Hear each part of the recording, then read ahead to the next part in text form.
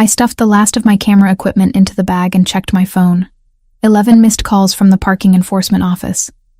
My stomach dropped before I even read the text message. Vehicle towed from hotel loading zone. Retrieve within 24 hours or additional fees apply. Perfect. Absolutely perfect. I'd been so focused on getting decent shots at the corporate event that I hadn't noticed the time. The hotel manager had been explicit about the 30-minute loading zone limit, and I'd been there for 3 hours. Professional photography doesn't pay enough to cover stupidity. Riley tugged at my jacket, her small face pinched with exhaustion. "Mama, I'm hungry." "I know, baby. We'll get something soon." Outside the hotel's glass doors, water poured from the sky in sheets. Not the gentle autumn drizzle that had been falling when we arrived, but the kind of downpour that soaks you to the bone in seconds. The kind that turns city streets into rivers and makes taxi drivers disappear. I pulled out my wallet and counted what was left after paying this month's overdue electric bill and last month's late fee for Riley's daycare. $43. The towing fee alone would be $200, plus storage, plus the original parking ticket. I didn't have it. Wouldn't have it until my next client paid, which could be days or weeks depending on their accounting department's mood. "Mama?" Riley's voice was small, tired. She'd been patient all evening, sitting quietly in the corner of the ballroom while I worked, coloring in the activity book I'd brought. She was always patient, my girl. Too patient for a 5-year-old who should be home in pajamas, not standing in a hotel lobby at 9 p.m. on a school night. "Let's find somewhere dry to wait," I said, trying to sound confident. "The rain will stop soon." The lie tasted bitter. The weather app showed another 2 hours of this storm, minimum. Across the street, a cafe glowed with warm light. The kind of place with marble countertops and $12 lattes, where people in expensive coats sipped espresso and pretended the world outside didn't exist. Normally, I'd never go in there. But Riley was shivering despite her jacket, and I needed to call someone. Anyone. The cafe was packed when we pushed through the heavy door. Every table occupied, every chair claimed. Warmth hit my face along with the rich aroma of coffee and something baking. Riley pressed against my leg, overwhelmed by the noise and the crowd. I scanned the room desperately. One table near the back had a single occupant, a man with dark hair reading what looked like an Italian newspaper. He hadn't touched the espresso cup in front of him. Desperation overrides pride. I'd learned that the hard way. I approached his table, water still dripping from my jacket. "Excuse me. I'm sorry to bother you, but would you mind if we sat here? Just until the storm passes. Everywhere else is full." He looked up, and I found myself caught by the darkest brown eyes I'd ever seen. Not black, but deep amber brown, like expensive whiskey held up to light. His face was all sharp angles, strong jaw shadowed with precisely maintained stubble, high cheekbones that suggested Italian heritage. No scars, no imperfections, just the kind of masculine beauty that belonged on magazine covers, not in New York cafes at 9 p.m. He was younger than I'd expected from the back. Mid-30s maybe. Tall, even sitting down, easily over 6 feet, with the kind of athletic build that came from actual physical work, not just gym sessions. His gaze moved from me to Riley, taking in her wet blonde curls plastered to her small face, the way she trembled despite being inside. "Sit," he said. Not a question. A command, but spoken softly. His accent was barely there, just a slight musicality to the word that confirmed the Italian newspaper wasn't for show. I pulled out the chair across from him, helping Riley into the one beside me. She was too quiet, which meant she was either exhausted or coming down with something. Please not sick. I couldn't afford sick. The man folded his newspaper with precise movements and raised one hand. Immediately, a waiter appeared, moving faster than I'd seen any server move in my life. "Hot chocolate for the girl," the man said, still looking at Riley. "Extra marshmallows. And soup, something warm. Tomato if you have it."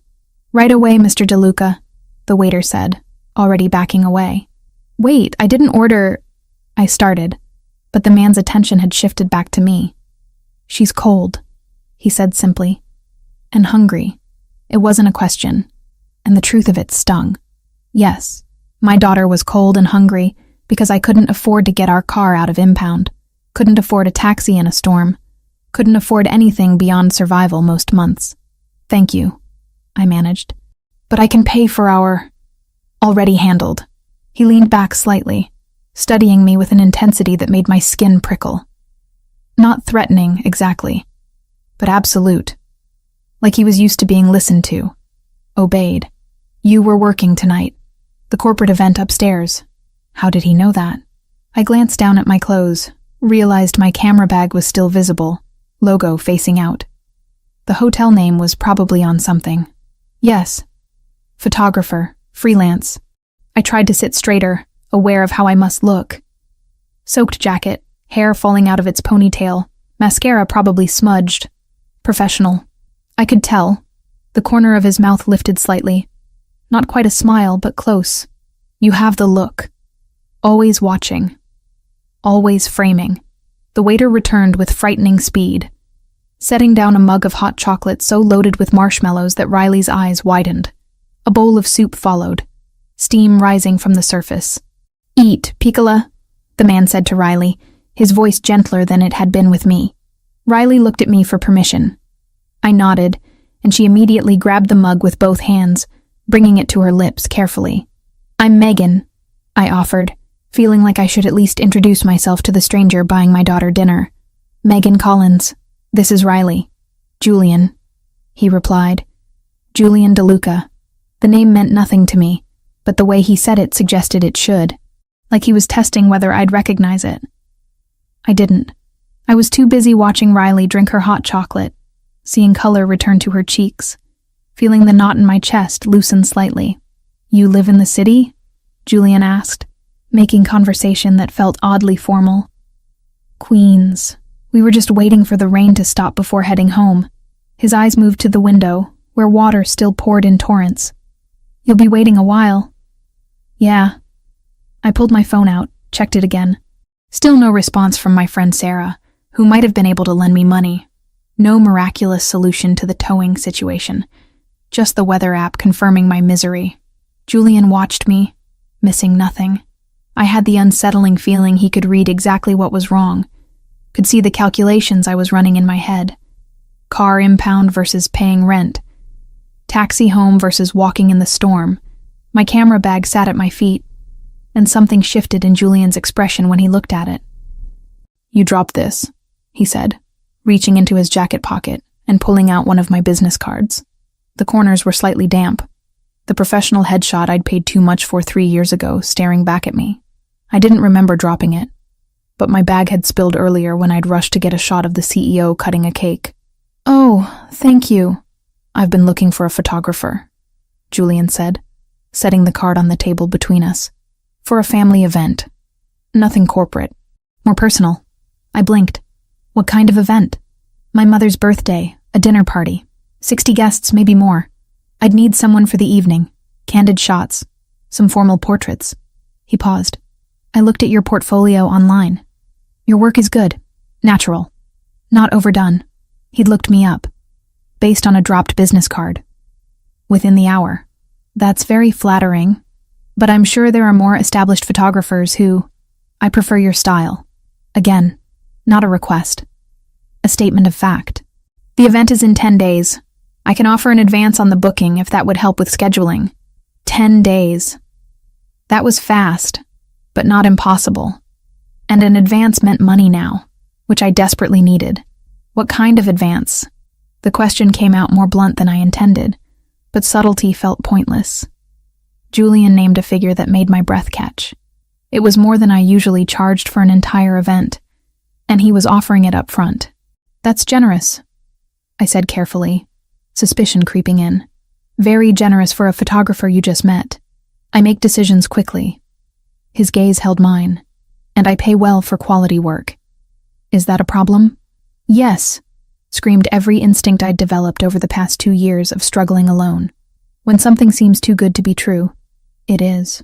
When strange men offer money, they want something in return. When opportunities fall into your lap, they're usually traps.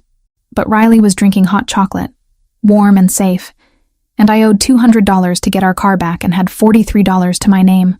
No, I heard myself say. Not a problem. Julian pulled out his phone, tapped something, then looked back at me. I'll need your number. My driver will pick you up tomorrow to see the venue, discuss specifics. I gave him my number, watching as he entered it with the same precise movements he'd used to fold his newspaper. Everything about him was controlled, measured.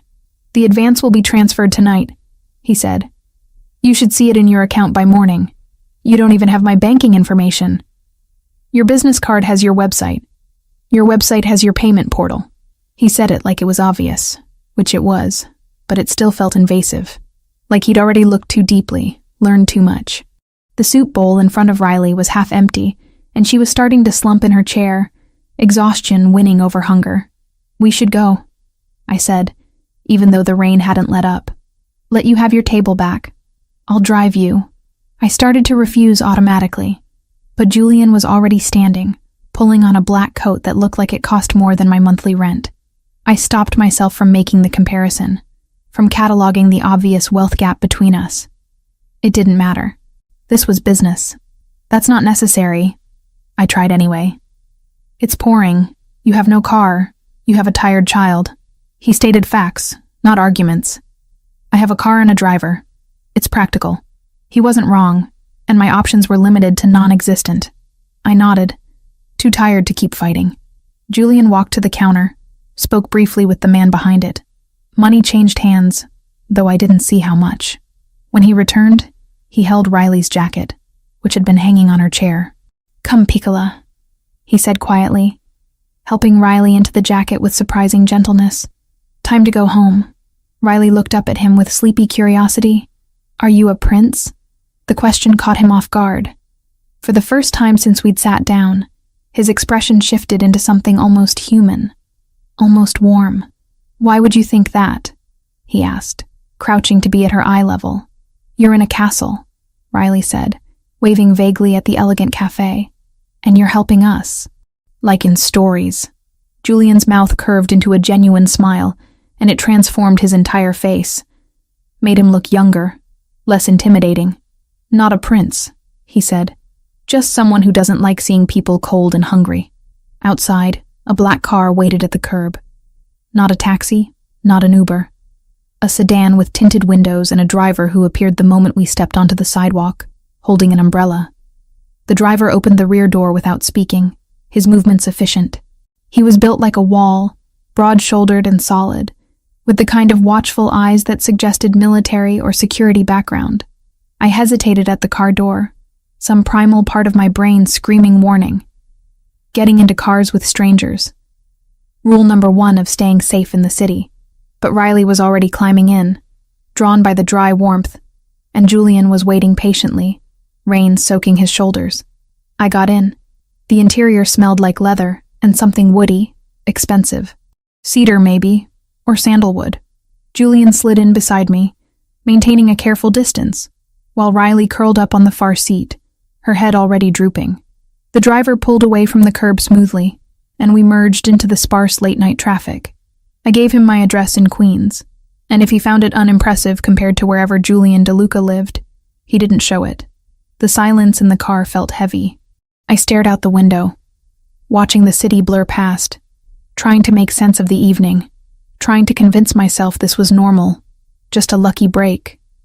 Nothing more complicated. Julian didn't speak, didn't pull out his phone, didn't do anything but exist in the space beside me with that same controlled stillness. Halfway through the drive, Riley's small voice broke the quiet. Do princes have castles?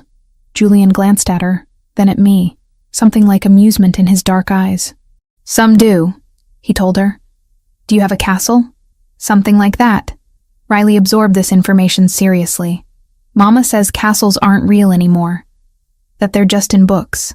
Your mother is very wise, Julian said. But he was looking at me now, not Riley. But sometimes reality surprises us. I didn't know what to say to that, so I said nothing. The car pulled up to my building 40 minutes later, the rain finally starting to ease. It looked exactly like what it was.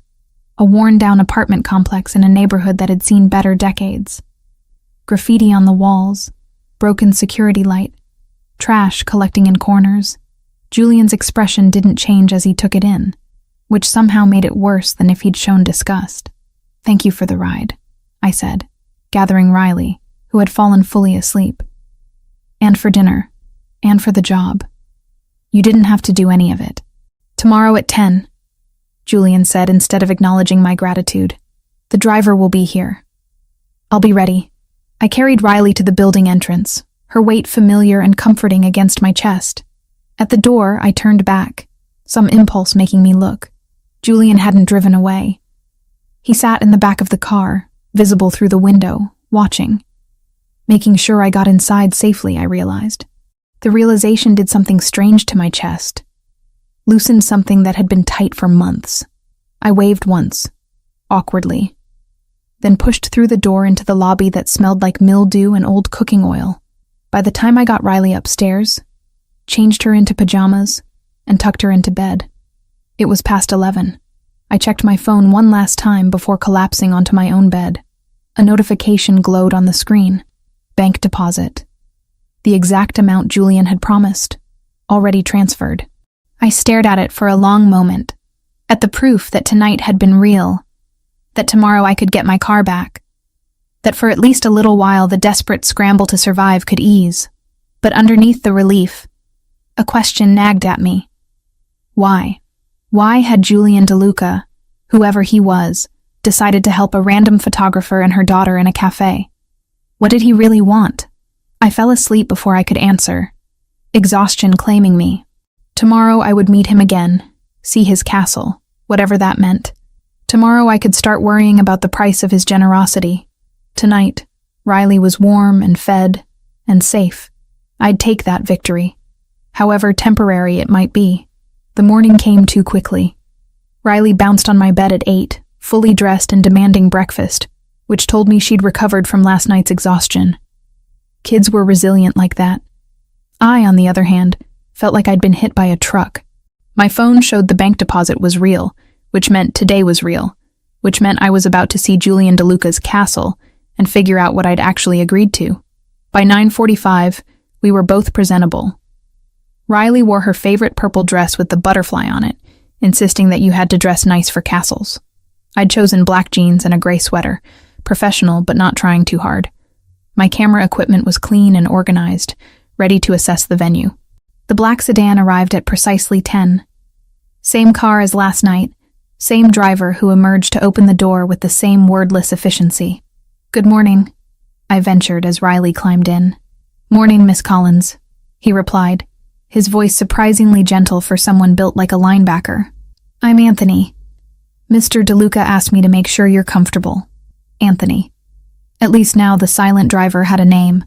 The drive took us out of Queens, through Manhattan, across a bridge I didn't recognize. We ended up in a part of the city I'd never visited, where streets were tree-lined and houses sat behind gates instead of stacked on top of each other. We turned onto a private road, and I understood what Riley had meant about castles. The DeLuca property wasn't a castle, but it wasn't far off. A 3-story brick mansion sat at the end of a curved driveway, surrounded by manicured gardens that probably cost more to maintain than I made in a year. Wrought iron gates had opened automatically as we approached, cameras visible at multiple points along the perimeter. This wasn't just wealthy. This was the kind of wealth that needed security. "Wow," Riley breathed, pressing her face against the window. Anthony pulled up to the front entrance where Julian waited. He wore dark gray slacks and a black sweater that somehow looked both casual and expensive, hands in his pockets as he watched our approach. He opened Riley's door himself, crouching down to her level. "Good morning. Did you sleep well?" Riley nodded shyly, suddenly reserved in daylight. "Good." Julian straightened, his attention shifting to me as I climbed out. "Megan, thank you for coming. Thank you for the advance," I replied, keeping it professional. "It cleared this morning, as promised." He gestured toward the house. "Come. I'll show you where the event will be, and we can discuss what you'll need." The interior matched the exterior.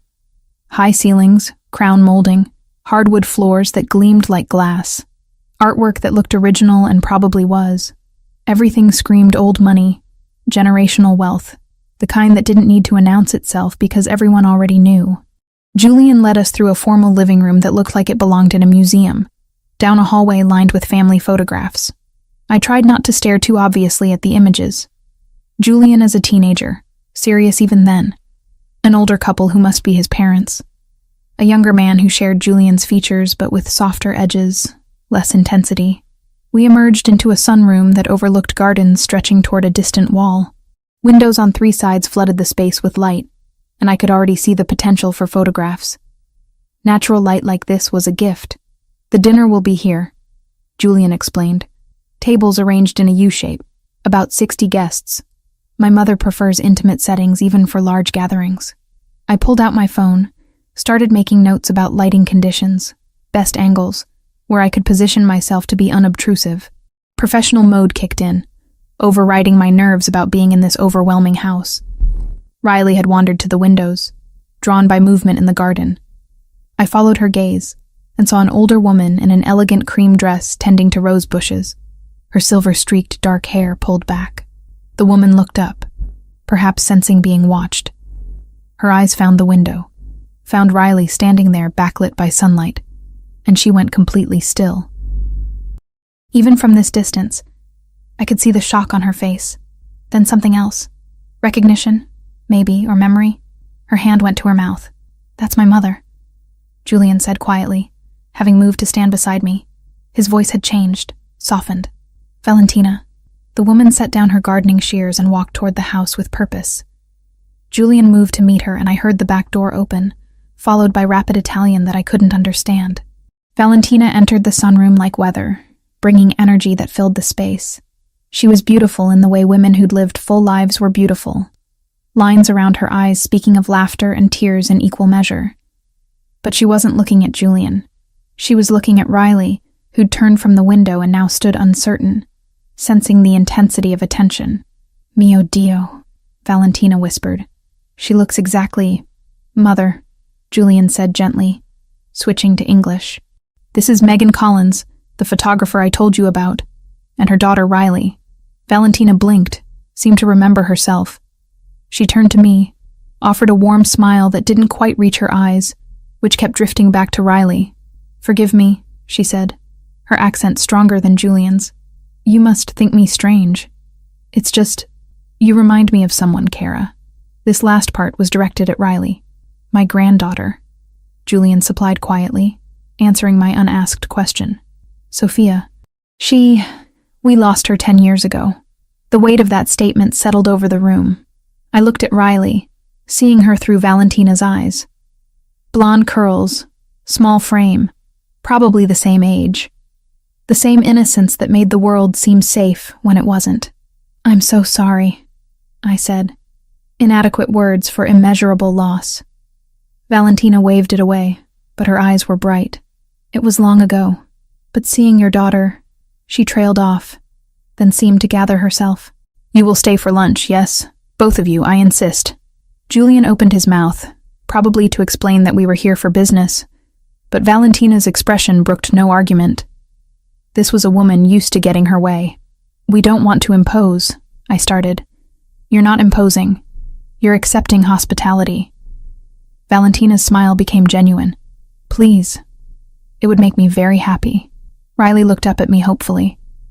She'd been so good lately, so patient with all the upheaval in our lives. "One lunch wouldn't hurt." "Okay," I agreed. "Thank you." Valentina beamed, then held out her hand to Riley. "Come, Piccola, you can help me set the table. Do you know how to fold napkins?" Riley shook her head but took Valentina's hand without hesitation. My daughter, who was usually shy around strangers, following this elegant woman like they'd known each other forever. I watched them go, feeling something twist in my chest. "She's safe," Julian said, reading my tension. My mother would die before letting harm come to a child in her care. The phrasing was odd, specific, like he'd considered exactly that scenario. "Tell me about Sophia," I said, instead of addressing that strangeness. Julian moved to the windows, looking out at the garden. She was 4, my brother Christopher's daughter. There was an incident, a territorial dispute with a rival organization. Sophia was caught in the crossfire, Rival organization. Not rival company, not competing business. Organization. The word choice confirmed what I'd started suspecting last night. What kind of business are you in, Julian? He turned to face me, expression unreadable. Import and export, logistics, security consultation, various interests. All technically legitimate, all vague enough to mean anything. And the organizations you have disputes with? Competitors who don't believe in civilized negotiation. His tone made it clear the topic was closed. Come, let me show you the rest of the venue while my mother commandeers your daughter. We spent the next 30 minutes discussing lighting, timeline, shot lists. I tried to focus on the work, to ignore the way Julian's presence seemed to fill whatever room we were in. He was attentive to details, asked intelligent questions about composition, and candid versus posed shots. He also, I noticed, always positioned himself between me and doorways, always kept track of exits, always seemed aware of every sound in the house. This was a man who lived expecting danger. A crash from somewhere in the house made us both turn. Raised voices followed, one of them slurred and angry. Julian's entire demeanor changed. The polite host vanished, replaced by something colder, harder. Stay here. He left before I could respond, moving with purpose toward the commotion. I absolutely did not stay there. I followed, keeping distance but needing to know what was happening, where Riley was. The voices led to a formal dining room where Valentina stood with rigid posture, Riley behind her, and a younger man swayed in the doorway. He had Julian's coloring but softer features, less defined, handsome in a boyish way, though that effect was ruined by bloodshot eyes and rumpled clothes that suggested he'd slept in them. She's replacing her, the man slurred, pointing at Riley. You're replacing Sophia with some random kid off the street. Christopher, Valentina said, voice sharp as a blade. You're drunk. At noon. Again. So this was the brother.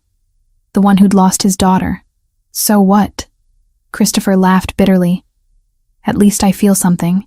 At least I'm not pretending everything's fine, having birthday parties and playing happy family with strangers. Julian appeared in the doorway behind Christopher, and the temperature in the room seemed to drop 10 degrees. Out, Julian said. One word. Quiet, but absolute. Christopher spun, nearly lost his balance. Oh, big brother's here. Come to throw me out of the house our father left to both of us? Father left the house to me. He left you an allowance you've drunk through twice over. Julian's voice was flat, factual. You have 30 seconds to leave on your own, or Anthony will help you. As if summoned, Anthony appeared at Julian's shoulder. Christopher took in the bigger man's impassive expression and seemed to deflate. This is what we've become, Christopher said, looking between Julian and Valentina. Father would be ashamed. Father would be ashamed of what you've made yourself, Valentina replied, sadness underlying the anger. Now go. Sleep it off. Christopher left, stumbling slightly. Anthony followed at a discreet distance. The silence that followed was heavy. Riley had pressed herself against Valentina's legs, and the older woman stroked her hair absently, comforting them both. Julian's jaw was tight, hands fisted at his sides. This was costing him, I realized. Watching his brother self-destruct, being unable to fix it. I'm sorry you had to see that, Valentina said to me to Riley. Christopher, he's been unwell since we lost Sophia. 10 years. The girl had been gone 10 years and her father was still drowning in grief. We should go, I said quietly. This is family business. We're intruding. No. Valentina's response was immediate. Firm. You stay. We eat lunch like civilized people. Christopher doesn't get to ruin this too. It wasn't really a request. I nodded, not knowing what else to do. Lunch was surprisingly pleasant despite the earlier scene. Valentina had made pasta from scratch, served with bread that melted in your mouth and vegetables from the garden.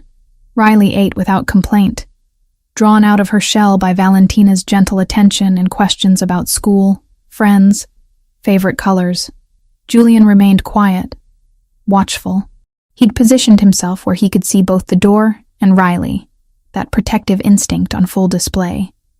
Midway through the meal, Valentina asked, Would you do me a favor? An old woman's indulgence? Of course, I said, though wariness crept in. Would you take a photograph of Riley? For my desk? Valentina's eyes were hopeful, vulnerable. I know it's odd to ask, but she has brought light into this house today, and I would like to remember it. I looked at Riley, who shrugged, unbothered. Sure, Mama. Okay, I agreed, pulling out my camera. Riley, stand by the window there. I took several shots of my daughter backlit by garden sunlight, her blonde curls glowing, expression open and sweet. When I showed Valentina the preview, the older woman's eyes filled with tears. Perfect, she whispered. Grazie. After lunch, Julian walked us to the car. Riley ran ahead with Anthony, chattering about the roses in the garden. I apologize for Christopher, Julian said as we walked the curved driveway. He's complicated. He lost his daughter. That's not complicated, that's devastating. It is, but it doesn't excuse everything else. Julian stopped walking, turned to face me. Megan, I want you to have my number, my personal line, not the business one. He pulled out his phone, showed me a different number than the one from last night. I added it to my contacts, wondering why a photographer would need the personal line of a client whose family drama included day drinking and mysterious organizations. If you ever need anything, Julian continued, and I mean anything, you call that number, day or night. It doesn't matter what it is. Julian, I appreciate the generosity, but I'm your photographer. That's all. His dark eyes held mine, intense in a way that made my breath catch. Riley reminds my mother of what we lost. That makes you family adjacent, whether you intended it or not. And I protect what's mine. The possessiveness in that statement should have alarmed me. Instead, it made something warm unfurl in my chest, unwanted and dangerous. I'll keep that in mind, I managed. Anthony had the car running, Riley already buckled in. Julian opened my door, waited until I was settled. I'll send you the final details for the event, he said. And Megan? Thank you. My mother smiled today, genuinely. She hasn't done that in longer than I care to admit. The door closed before I could respond, and we pulled away from the mansion, from the gardens, from the man who'd somehow become more than a client in less than 24 hours.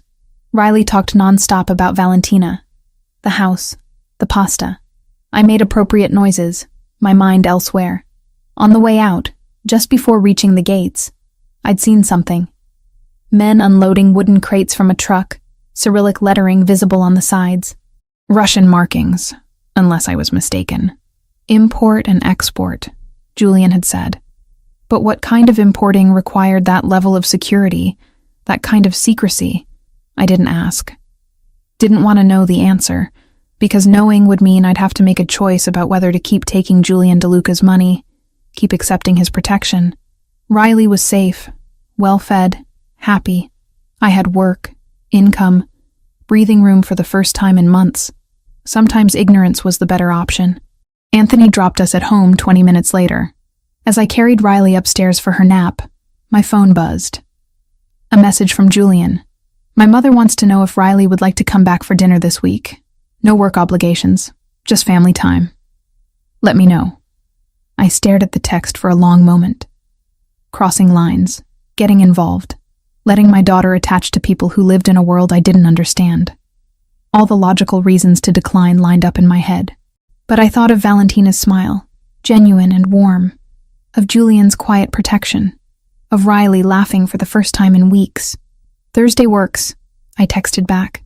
His response was immediate. Thursday, it is. I'd worry about consequences later. For now, I'd take the light where I could find it, even if it came from a source I couldn't fully trust. The week between that lunch and Valentina's birthday party passed in a blur of work and anxiety. Riley asked daily when we'd see Valentina again, and I couldn't quite explain the knot in my stomach every time Julian's name came up in conversation. Thursday arrived with clear skies, and my camera equipment meticulously organized. Anthony picked us up at 6, Riley dressed in her butterfly dress again, chattering about whether there would be cake. There will definitely be cake, Miss Riley, Anthony said, the first time I'd heard him volunteer information. Mrs. DeLuca's favorite. Chocolate with raspberry filling. The mansion looked different at night. Lights illuminated the facade, making it glow against the darkening sky. Cars lined the circular drive. Expensive models I couldn't name but recognized as the kind that required six-figure investments. Julian met us at the entrance, wearing a charcoal suit that fit him like it had been built around his body. Probably had been. His dark eyes swept over us, lingering on Riley for a moment before settling on me. "You came," he said, as if there'd been doubt. "You're paying me to," I replied, keeping it professional. "Where would you like me to start?" "My mother wants to see Riley first. Then you can begin shooting." He gestured inside, where voices and music drifted from deeper in the house. "The guests are arriving." Valentina appeared almost immediately, resplendent in a midnight blue dress that probably cost more than my car had. Her face lit up when she saw Riley, and my daughter ran to her without hesitation. "Cara mia," Valentina said, embracing Riley. "Come, I want you to meet some people. Your mama will work, but you stay with me, yes?" Riley nodded enthusiastically, and they disappeared into the crowd before I could protest. Julian must have seen the concern on my face. "She's safer with my mother than anywhere else in this house. Valentina will guard her like a treasure." There was something in his tone, a weight to the words that suggested he meant it literally. I pulled out my camera, adjusted settings for the indoor lighting, and started working. The sunroom had been transformed into an elegant dining space. 3 long tables formed a U-shape, set with crystal and silver that caught the light from dozens of candles. Flowers I couldn't name spilled from centerpieces, their scent subtle but present. The guests were arriving in clusters. Men in dark suits, women in cocktail dresses and jewelry that didn't come from department stores. They moved with the easy confidence of people who'd never worried about money, never counted pennies to afford groceries. But underneath the elegance, I started noticing things. The way certain men positioned themselves near exits. The bulges under jackets that weren't from wallets. How conversations would pause when I moved close with my camera, resuming only after I'd passed. These weren't business executives or wealthy socialites. Or rather, they were those things. But they were something else too. I captured candid shots of guests mingling, of Valentina laughing with an older woman, of the tables being filled with dishes that made my mouth water. Through my viewfinder, I watched how people deferred to Julian. Not obviously, not obsequiously, but with respect that bordered on wariness. He wasn't just the host. He was someone they didn't dare cross. The dinner itself was elaborate, course after course, wine flowing freely, toasts in Italian and English. I moved around the perimeter, trying to be invisible while documenting everything. Riley sat beside Valentina at the head table, eating carefully and clearly on her best behavior. During the main course, I caught movement through a doorway. Christopher stood in an adjacent room with 2 men I didn't recognize. Their body language was wrong, tense and confrontational.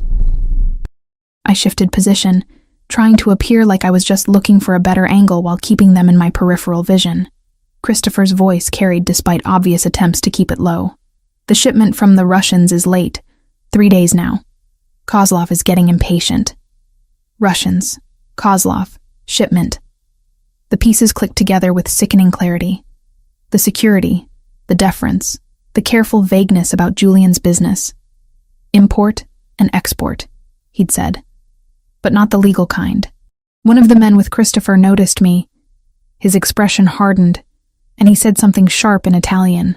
Christopher's head snapped toward me, and for a moment our eyes met. I turned away immediately, heart hammering, and focused my camera on the dessert being served. Act natural. Act like you heard nothing, saw nothing. The rest of the dinner passed in a haze. I went through the motions, capturing the cake being brought out with its candles, Valentina's delighted expression, the group singing in Italian. But my hands shook slightly, adrenaline making my pulse too fast. Julian DeLuca wasn't just wealthy. He was exactly what every instinct had been warning me about since that first night in the cafe. He was mafia. And I'd walked my daughter straight into his world. After the cake, guests began mingling again. I found Riley still with Valentina, now helping the older woman open presents. My daughter was safe, happy, completely oblivious to the revelation currently tearing apart my carefully maintained composure. The photographs, Julian's voice came from behind me, making me jump. Are they satisfactory? I turned, camera clutched like a shield between us. They're fine. Good lighting, emotional moments. Your mother will be pleased. He studied me with those dark, penetrating eyes. But you're not pleased. I'm just the photographer. My opinion doesn't matter. You're a terrible liar, Megan. He stepped closer, lowering his voice. What did you see? No point in pretending. Your brother, talking about Russians and shipments, using words that don't fit the legitimate business narrative. Julian's jaw tightened slightly, but he didn't look surprised. And what conclusion have you drawn? That I should finish this job and never come back? My voice came out steadier than I felt. That I should take Riley and maintain as much distance as possible from whatever this is. Something flickered in his expression. Not anger, but something colder. Resignation, maybe. Come with me, he said. We should talk privately. I wanted to refuse, wanted to grab Riley and run. But Anthony had appeared at the edge of my vision, and Valentina still had my daughter. I wasn't leaving without her, and making a scene would only make things worse. I followed Julian through the house to the same office I'd glimpsed on my first visit. He closed the door behind us, muffling the party sounds. Sit, he said, gesturing to a leather chair. I remained standing. I'll finish the job. I'll deliver the photos. But after that, I think it's best if Riley and I don't come back. Is that what you think? Julian moved to his desk, poured amber liquid from a crystal decanter into 2 glasses. He held one out to me. You think you can just walk away? Forget what you've seen? Forget this place exists? I don't know anything, I said, not taking the glass. I overheard a conversation I didn't understand. That's all. You're smarter than that. He set the glass down within my reach. You know exactly what you saw. What we are. What I am. The admission hung in the air between us, heavy with implications. Then let me go, I said quietly. I won't say anything. I have no reason to. I just want to keep Riley safe and live our lives. Julian leaned against his desk, regarding me steadily. Are you afraid of me now? Afraid I'll hurt you or Riley? I should have lied. Should have said no, minimized the threat. Instead, truth spilled out. Yes, I'm afraid. Not that you'll hurt us directly, but that being anywhere near you puts us in danger we can't survive. He nodded slowly, as if I'd confirmed something. Good. Fear is healthy.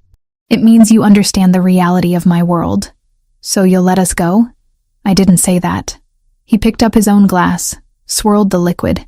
You've been in my home twice now. You've seen my family, my associates. You know where I live, what kind of security I maintain. You've photographed faces of men who prefer anonymity. Cold dread settled in my stomach. So what? I'm a security risk? You're going to make sure I disappear? Don't be dramatic. Julian took a sip of his drink. I'm saying you're connected to me now, whether you like it or not. And that means you're under my protection. I don't want your protection. You have it anyway. His tone left no room for argument. The world I operate in.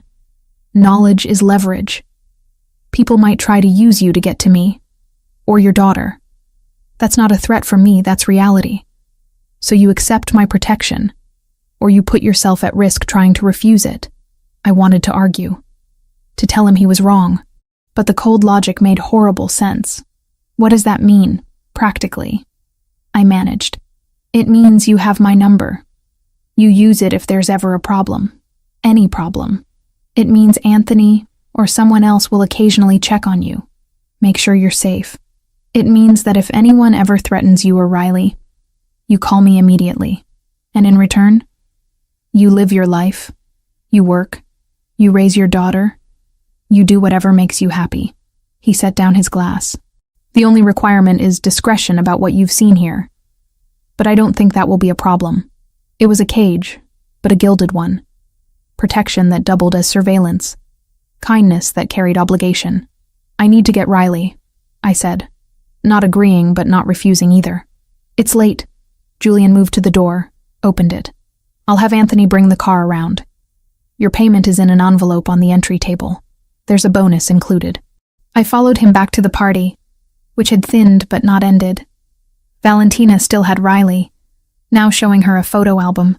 When she saw us approaching, the older woman's expression turned knowing.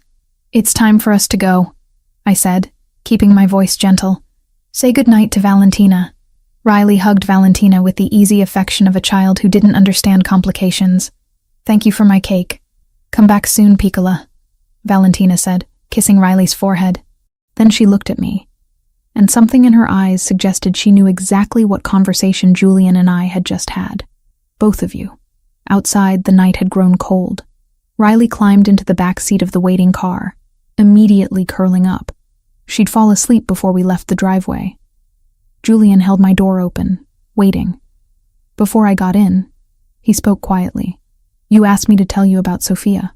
I paused, half in the car. She was Christopher's daughter. 4 years old, blonde curls like Riley. His voice was carefully controlled, emotion locked down tight.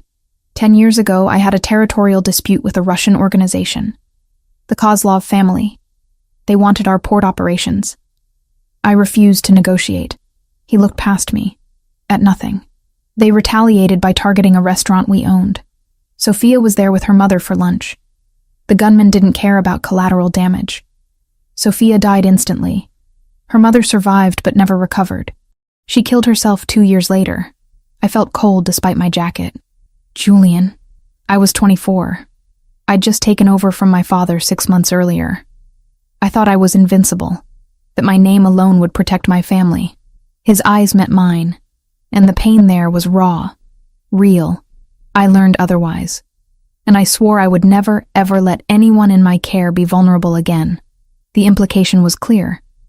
Riley reminded them of Sophia. Valentina had lost her granddaughter. Julian had lost his niece and sister-in-law. And now we were here, inserted into that wound. "I'm sorry for your loss," I said, because nothing else seemed adequate. "Don't be sorry. Be careful. Be smart. And call me if you ever need help." He stepped back, allowing me to close the door. Through the window, I watched him stand there as Anthony pulled away. Still watching, still protecting, even as we left. Riley slept the entire drive home. I carried her upstairs, tucked her into bed, and then sat in my living room staring at the envelope Julian had given me. Inside was the agreed payment, plus a substantial bonus. Also a business card with just his personal number, no name. I should have been relieved. Should have felt like I'd escaped something dangerous. Instead, I felt marked, claimed, protected whether I wanted to be or not. My phone buzzed. A text from Julian. "Thank you for tonight.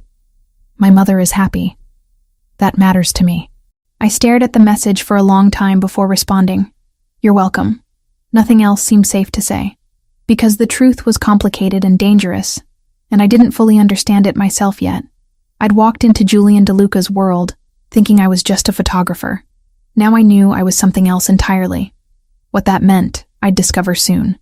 3 weeks passed without contact from Julian, beyond a brief text thanking me for the photos. Valentina called twice, asking when Riley could visit again, but I kept making excuses. Distance felt safer, necessary. Then the letter arrived. Plain white envelope, prison postmark from upstate.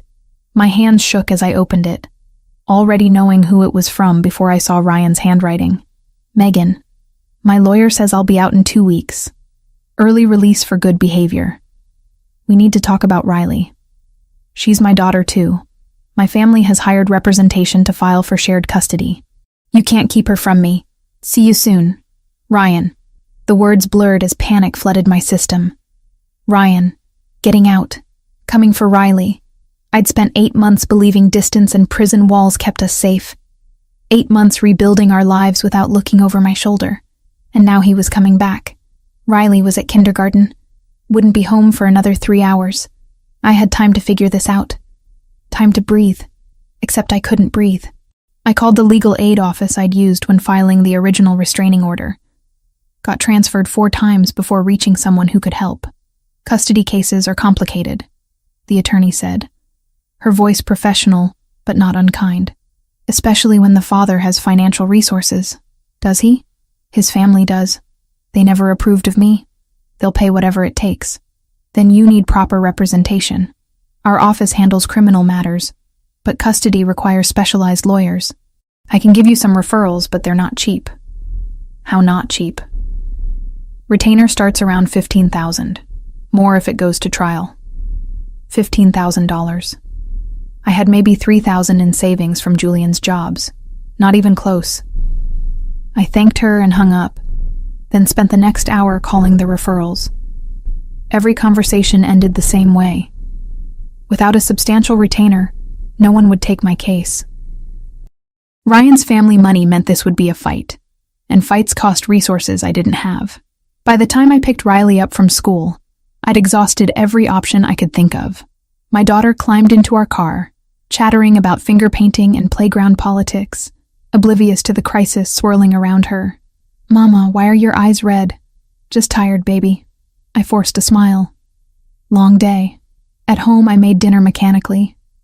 Mac and cheese from a box, carrot sticks, apple slices. Riley ate while I pushed food around my plate, my mind racing through impossible scenarios. Ryan would get shared custody. Or worse, full custody. He had money, family support, a clean record since his release would prove rehabilitation. I had a restraining order based on incidents from 2 years ago and a job photographing events. No judge would see us as equal. After putting Riley to bed, I sat in my living room staring at my phone. At the contact labeled Julian DeLuca, personal. I shouldn't call. Getting more entangled with him was dangerous, stupid. I should handle this alone, but Riley's face kept flashing through my mind. Her trusting smile, her small hand in mine, the way she still sometimes had nightmares about the shouting matches before we left. I couldn't let her go back to that. My finger pressed the call button before I could change my mind. Julian answered on the second ring. Megan. Just my name, spoken in that low, controlled voice. Somehow it steadied me. "I need help," I said, the words catching in my throat. I wouldn't call if there was any other option. But there isn't. And Riley, slow down. What happened? I told him about the letter, the custody threat, the lawyers who wouldn't take my case without money I didn't have. The words spilled out in a rush. 2 weeks of fear and uncertainty I'd been suppressing finally breaking through. Julian listened without interrupting. When I finished, silence stretched for several seconds. "Your address," he said finally. "Right now." "What?" "Tell me your address. I'm coming to you." I rattled off the street and apartment number, too tired to argue. 30 minutes, Julian said. "Lock your door. Don't open it for anyone but me." He hung up before I could respond. 28 minutes later, headlights swept across my window. I peered through the blinds to see the black sedan pulling up, Julian emerging from the back seat with Anthony close behind. I opened the door before they could knock, not wanting Riley woken. Julian stepped inside, his presence immediately making my small apartment feel smaller. His eyes swept the space, cataloging exits and sightlines with practiced efficiency, before settling on me. "Where's Riley?" "Asleep. She doesn't know about any of this." "Good." He moved to my couch, sat like he belonged there. "Show me the letter." I handed it over, watching as he read Ryan's words with an expressionless face. Anthony stood by the door, hands clasped, waiting. "Anthony," Julian said without looking up. "Place someone on this building. Rotating shifts. If Ryan or anyone connected to him comes within 2 blocks, I want to know immediately." "Yes, sir." Anthony pulled out his phone, stepped into the hallway to make calls. "Wait," I protested. "You can't just station people outside my apartment. The neighbors will notice." Your landlord works for a property management company I do business with. It won't be a problem." Julian set the letter aside. "And your neighbors won't notice. My people are professionals." The casual way he rearranged my life should have infuriated me. Instead, I felt something loosen in my chest. Someone was taking control, handling things I couldn't handle alone. "What about the custody case?" I asked. "Guards outside won't stop a court order." "No, but lawyers will." Julian pulled out his phone, scrolled through contacts. "I have a firm on retainer, family law specialists. They handle sensitive matters for my associates." "Julian, I can't afford—" "You're not paying." He held up a hand, cutting off my protest. This is personal. Riley reminds my mother of Sophia. More than that, she's brought light back to Valentina's life. That makes her important to me. I can't accept charity. Something dangerous flickered in his eyes. It's not charity. It's protection. Do you understand the difference? I did. Charity implied kindness without strings. Protection meant obligation, ownership. What do you want in return? Julian studied me for a long moment. Honesty. If Ryan contacts you again, you tell me immediately. If anything threatens Riley, you call me before anyone else, including the police. Why not the police? Because the police have procedures, paperwork, delays. I don't. His voice was soft but absolute. Riley's safety is too important for bureaucracy. Anthony returned, nodding to Julian. Done. Martinez is already en route. Chang takes over at midnight. Good. Julian turned his attention back to me. Tomorrow morning, 10 a.m. My lawyers will meet you at their office. Anthony will drive you. I have a job. A client shoot at 11. Cancel it. I can't just... Megan. Julian leaned forward, his gaze intense. Your ex-husband is threatening to take your daughter. Everything else is secondary. Cancel the shoot. Anthony will take you to the lawyers. They'll handle the paperwork. And we'll shut down Ryan's custody claim before it gains traction. The certainty in his voice, the absolute confidence that he could fix this, made me want to believe him. Made me want to surrender control and let someone stronger handle the fight. Why are you doing this? I whispered. Really, not the explanation about Valentina or Sophia. Why do you care what happens to us? Julian sat back, considering the question. When he spoke, his voice carried a weight I hadn't heard before. When Sophia died, I was young and arrogant. I thought my position, my name, would be enough protection. I learned otherwise. My niece paid for my mistakes with her life. His jaw tightened. I swore I'd never let that happen again. That anyone under my protection would have every resource, every advantage I could provide. But we're not under your protection. Not really. We're just people you met in a cafe. You became mine the moment I decided you were. Simple statement. No room for argument. Whether you accept it or not doesn't change the reality. Riley is safe because I've decided she's safe. You're protected because I've decided to protect you. The possessiveness should have terrified me. Instead, exhaustion and relief made me slump forward, elbows on my knees. I don't know how to thank you. Don't thank me. Just trust me. Julian stood, buttoned his jacket. Get some sleep. Anthony will be here at 9 tomorrow. Be ready. He moved toward the door, then paused. From his pocket, he pulled a phone, different from the one I'd seen him use before. This is for you. It has one contact programmed in. Anthony's direct line. If you need immediate help, you call him. He'll have someone here in minutes. Or he'll come himself. I took the phone. Felt its weight in my palm. Another leash. Another connection to Julian's world. What if Ryan's lawyers are better than yours? The question came out small, vulnerable. Julian's expression softened slightly, the dangerous edge receding. They won't be. Trust me on this. Ryan might have family money, but I have resources he can't imagine. By the time my lawyers finish, he'll be lucky if supervised visitation is still an option. After they left, I checked on Riley. She slept peacefully, one hand curled under her cheek, blonde hair spread across her pillow. My daughter. My whole world. The reason I'd fled, survived, rebuilt. And now she was the reason I'd tied myself to a man whose protection came with invisible chains. I climbed into bed but couldn't sleep. Instead, I stared at the phone Julian had given me. At the single contact labeled, Anthony, Emergency. And wondered what price I'd eventually pay for accepting this help. The answer came sooner than I expected. But not in the way I'd feared. The week following my meeting with Julian's lawyers felt surreal. They'd moved with frightening efficiency, filing counter motions before Ryan's attorneys had even officially served papers. I'd sat in their glass-walled conference room while 3 sharp-eyed lawyers in designer suits explained how they'd systematically dismantle Ryan's custody claim. His early release doesn't erase his record. The lead attorney, a woman named Victoria Hale, had said with cold precision. We'll argue that releasing him early only proves he can follow institutional rules, not that he's fit to parent. The documented domestic violence, the restraining order, the 8 months of zero contact with his daughter. It paints a clear picture. By the end of the meeting, I'd felt cautiously optimistic for the first time since receiving Ryan's letter. Now, 2 weeks later, the custody process churned forward through paperwork and legal maneuvers. Julian's lawyers assured me Ryan's case was weakening daily.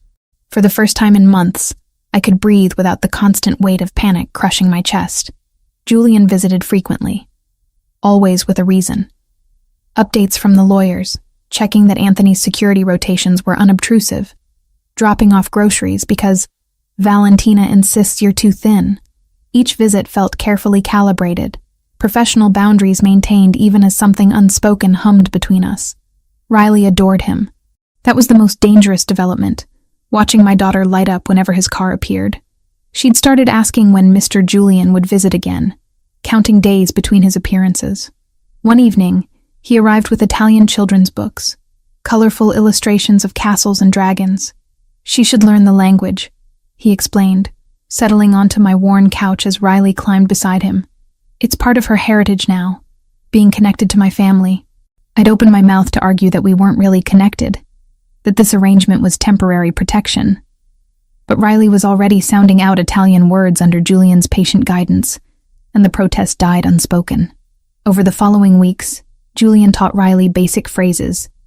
Buongiorno for good morning, grazie for thank you, ti voglio bene, which he translated as, I care about you, though I knew enough Italian to recognize it meant something closer to, I love you. Riley practiced constantly, greeting Anthony in Italian when he arrived for security checks, telling me buonanotte at bedtime. She was 5 years old and already bilingual, thanks to a man who'd entered our lives by accident. Or had it been accident? I'd started wondering about that first night in the cafe. The convenient job offer, the perfectly timed advance. Julian had admitted to investigating me after finding my business card. How much had been chance and how much calculation? The thought should have disturbed me more than it did. Sunday morning, 3 weeks after the lawyers' meeting, Valentina called. Lunch today, she announced, brooking no argument. 1 o'clock. Julian will send Anthony. It's family tradition.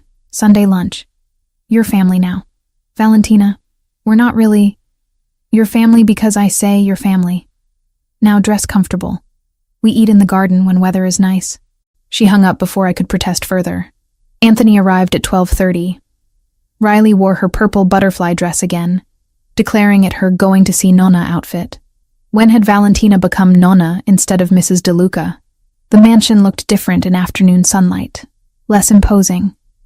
Gardens bloomed with late spring flowers, and I could hear voices and laughter from somewhere in back. Julian met us at the door, dressed more casually than I'd ever seen him. Dark jeans, a gray Henley that clung to his shoulders, no jacket. He looked younger, more approachable. They're in the garden, he said, gesturing us through. Warning, my mother invited half the neighborhood. Sunday lunches get extensive. The garden had been transformed into an outdoor dining room. A long table covered in white cloth stretched across the patio, already laden with platters of food. 30 people milled around, talking and laughing in a mix of Italian and English. Children ran through the flower beds, their shrieks of joy cutting through adult conversation. Valentina appeared, resplendent in a coral dress, and swept Riley into a hug. There's my beautiful girl. Come. The other children are playing by the fountain. Riley hesitated, looking back at me. Julian crouched beside her. It's safe, he said quietly in Italian, then translated. My men watch the walls. No one comes in who shouldn't. Go play. Riley nodded, trusting him completely, and ran off with a girl near her age who'd appeared at Valentina's side. She trusts you, I observed, watching my daughter disappear into the garden. Children have good instincts. Julian straightened. Come. I'll introduce you to everyone, though most won't remember your name after today.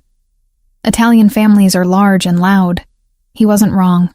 Over the next hour, I met cousins and uncles and family friends whose relationships I couldn't track. Everyone spoke with their hands, voices overlapping in cheerful chaos. Food appeared in endless waves, antipasti, pasta, grilled meats, vegetables drizzled in olive oil, bread still warm from the oven. Through it all, Julian stayed close, not hovering, but present, introducing me as Megan, a friend of the family, with his hand resting briefly on my lower back or shoulder, casual touches that felt like claims.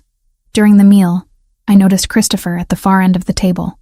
He was sober today, or close to it, picking at his food while watching Julian with undisguised bitterness. When Julian threw his head back, laughing at something Valentina said, Christopher's expression twisted into something ugly. "Don't mind him," a woman beside me murmured. Julian's cousin, I thought, though I'd lost track. Christopher's been angry at the world since Sophia died. Especially angry at Julian for surviving the grief better. After lunch, as guests lingered over coffee and dessert, Julian found me watching Riley play with the other children. "Want to get out of here?" he asked quietly. "The chaos gets overwhelming. Won't your mother mind? She'll be delighted. She's been trying to get me alone with you for weeks." The admission made heat rise to my face. Julian noticed. Something that might have been amusement flickering in his dark eyes. "Ice cream," he said. "There's a place Riley will love." 20 minutes away, Riley was thrilled at the prospect, bouncing in the back seat of Julian's car, a different vehicle than the usual sedan.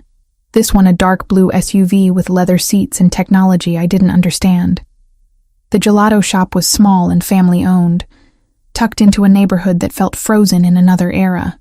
Julian knew the owner by name, spoke to him in rapid Italian, while Riley pressed her face against the glass display case. "She wants to try everything," I translated, smiling at my daughter's indecision. "Then she'll try everything," Julian replied simply, ordering a sampler of 6 flavors. We sat at an outdoor table, Riley methodically working through her gelato, while Julian and I pretended not to watch each other. The afternoon sun was warm, the street quiet. It felt almost normal, like we were just a family enjoying weekend ice cream. Except we weren't a family. We were a single mother, her daughter, and a man whose protection came with obligations I hadn't fully acknowledged. Riley's eyes grew heavy halfway through her second flavor. The long afternoon, the playing, the rich food. It all caught up to her at once. Julian noticed before I did. "Come on, Piccola," he said gently. "Time for a rest." He carried her to the car, settled her in the back seat where she immediately curled up and fell asleep. Instead of driving home, Julian pulled into a small park nearby and killed the engine. "She'll sleep better if we don't move," he explained, turning in his seat to face me. "We can wait." In the sudden quiet, with my daughter sleeping peacefully behind us, the barriers I'd maintained crumbled slightly. "Why are you really doing all this?" I asked, not demanding, just needing to understand. The lawyers, the security, the Sunday lunches, were nothing to you. Julian's expression shifted, something vulnerable breaking through his usual control. "When I was 17, he said slowly, I had a younger sister, Bella. She was 13, just starting high school.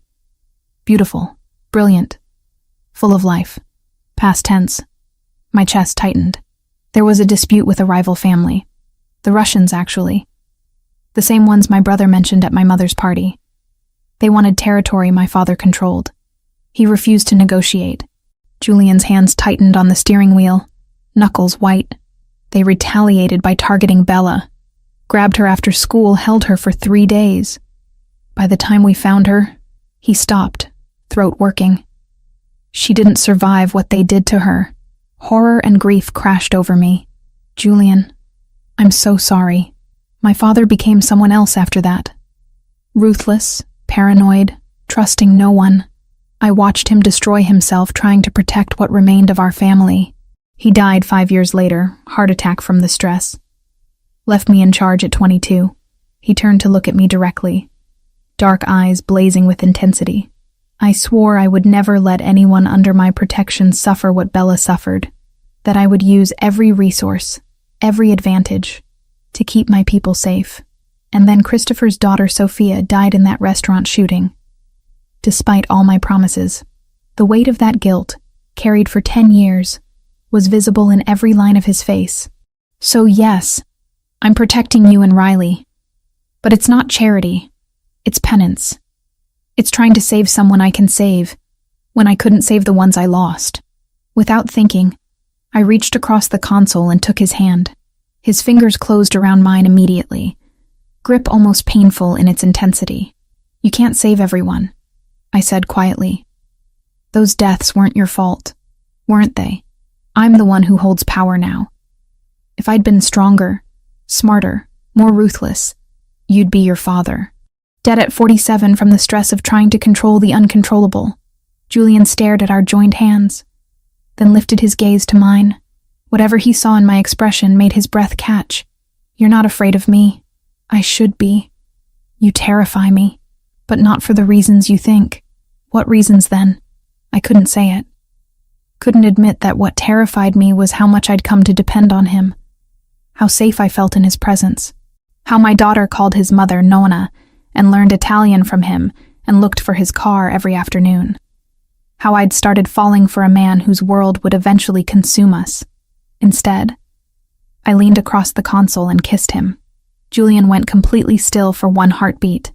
Then his free hand cupped the back of my head, and he kissed me back with an intensity that stole my breath. It wasn't gentle or tentative. It was claiming, demanding, 10 weeks of tension finally breaking free. I tasted desperation in that kiss. His and mine both. Two people who'd been alone too long, finding temporary refuge in each other. When we finally pulled apart, both breathing hard, Julian rested his forehead against mine. "This complicates things," he said roughly. "I know. You deserve better than this. Better than me.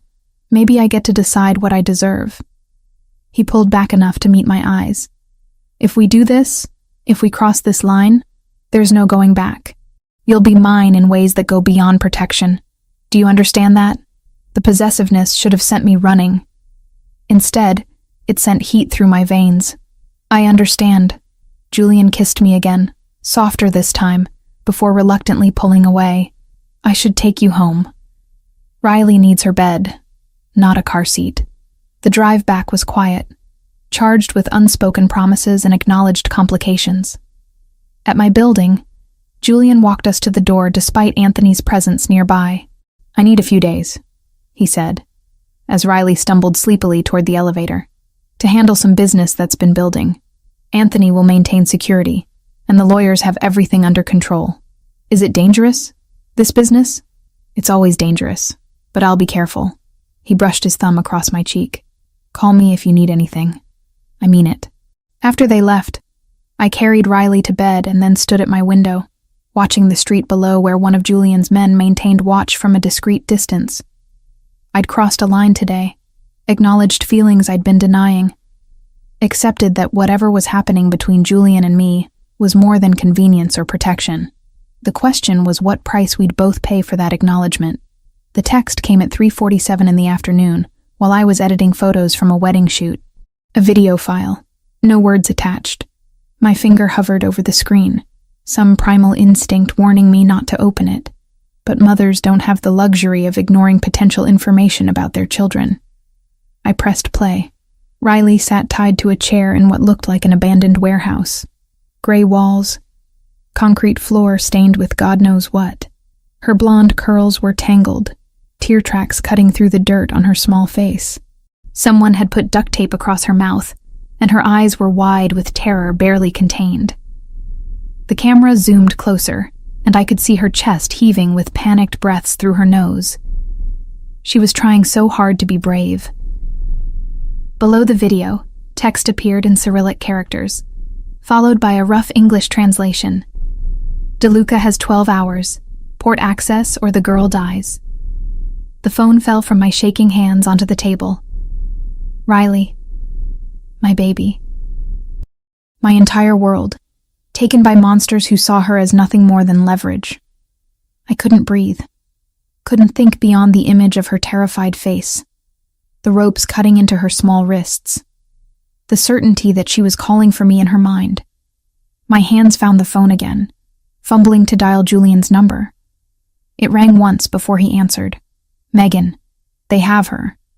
My voice broke on the words. "The Russians. They sent me a video. She's tied up and scared, and they're going to kill her if you don't—" "I know." His voice was deadly calm. I received the same video 2 minutes ago. Where are you? Home. I'm at home. Julian, they're going to hurt her. They won't. Steel underneath the words. Not while she's valuable. Listen to me carefully. Lock your door. I'm sending Anthony to get you. 10 minutes. Pack nothing, just wait. I can't just wait. Megan. He cut through my rising hysteria. Every second you spend panicking is a second we're not moving. Trust me. I will get her back. The line went dead. I paced my small living room like a caged animal, checking the window every 30 seconds. 8 minutes later, Anthony's car screeched to a stop outside. I was down the stairs before he could get out. Where is she? I demanded, climbing into the passenger seat. We're working on it. Anthony pulled into traffic with controlled urgency. Julian's already mobilizing the team. The drive to Julian's mansion took 17 minutes that felt like 17 hours. My mind kept showing me that video on repeat. Riley's terrified eyes, the ropes, the cold warehouse. What were they doing to her right now? Was she crying? Screaming? Did she think we'd abandoned her? The mansion gates were already open when we arrived. Multiple vehicles crowded the circular drive, men in dark clothes moving with military precision. Julian met me at the door. He'd changed into tactical gear, black cargo pants, and a fitted shirt under body armor. His expression was carved from ice. Come, he said, leading me through the house to a room I hadn't seen before. The operations center looked like something from a spy movie. Banks of computer monitors covered one wall, displaying satellite imagery, traffic cameras, heat signatures. Half a dozen men worked at keyboards, voices overlapping in rapid-fire Italian and English. Valentina stood in the corner, rosary beads clutched in her weathered hands, lips moving in silent prayer. Show me, Julian ordered.